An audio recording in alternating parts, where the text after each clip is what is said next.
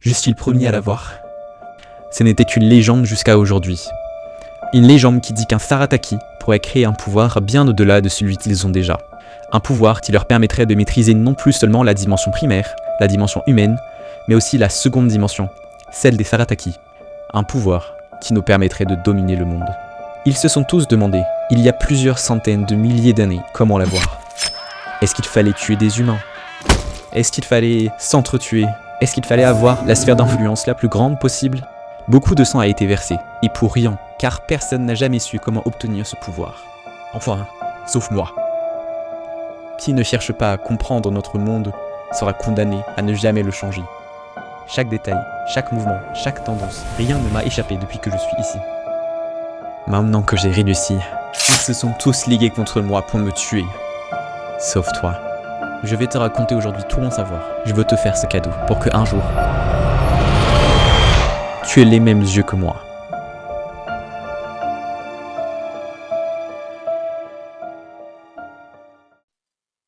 La période des Lumières, au XVIIIe siècle, a été un tournant historique où la raison, la science et la critique des pouvoirs établis ont posé les bases des idéaux modernes de liberté, d'égalité, de tolérance et de démocratie.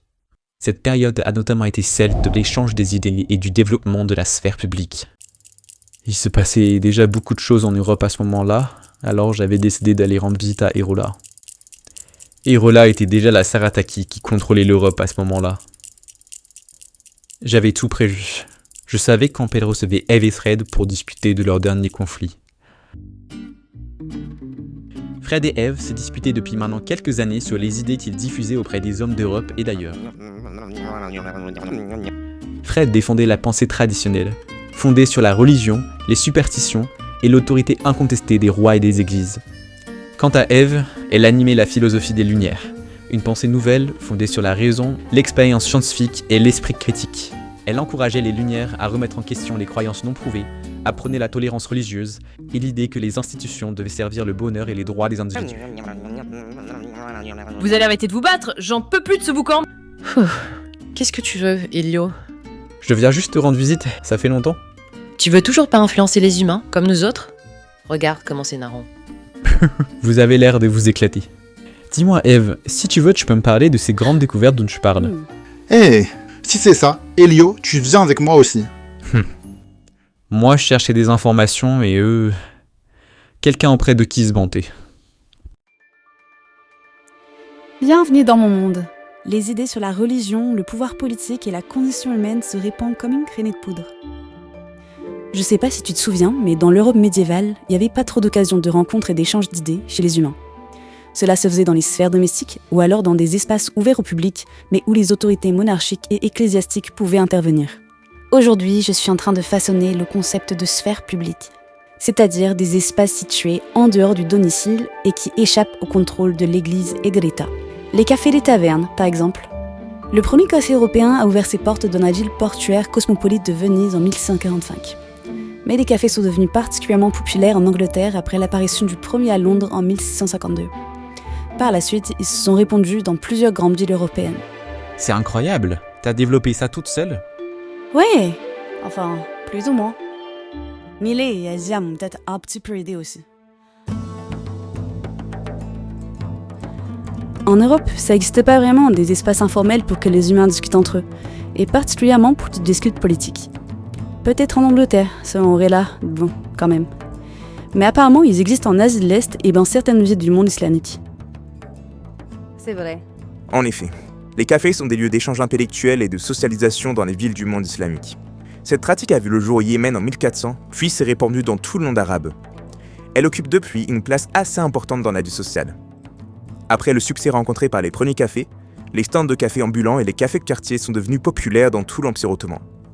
Actuellement, on a beaucoup d'échanges économiques et culturels avec l'Europe, alors peut-être qu'on peut aider à développer la sphère publique là-bas. Enfin bref, le développement de ces espaces, comme les cafés, est essentiel pour l'échange et le développement des idées. Dis-moi, t'as oublié de mentionner que pour certaines personnes, comme le philosophe allemand Habermas, le développement est lié au développement de l'économie capitaliste. Hey, Hachi. Ça va, Elio? Ça va. Qu'est-ce que tu fais la Sarataki de l'économie ici? Bah, j'ai eu mon rôle à jouer pour les Lumières.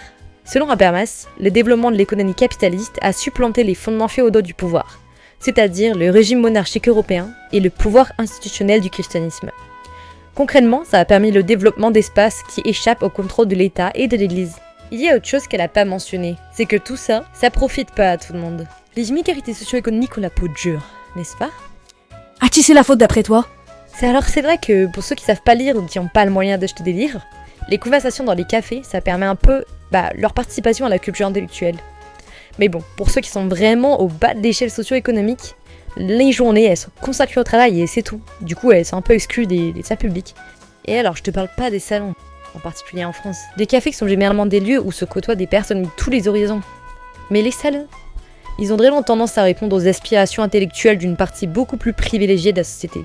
Et le fait que leur participation dépend généralement d'une invitation de l'hôte, ça n'arrange rien. Ok, mais il y a quand même des progrès.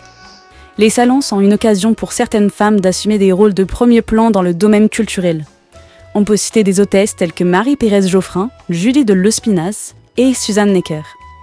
Alors oui, les philosophes masculins pensent toujours que les femmes sont peu rationnelles, voire inférieures, mais maintenant elles gèlent et organisent des salons d'intello, c'est pas rien. La suite, tu la connais. Les salons ont fini par devenir des lieux de discussion littéraire qui ont favorisé une culture de sociabilité courtoise et de cohésion, surtout parmi les élites. Ces sphères publiques se sont développées, ont évolué et ont eu un impact sur des générations et des générations en étant une base pour l'échange d'idées futures.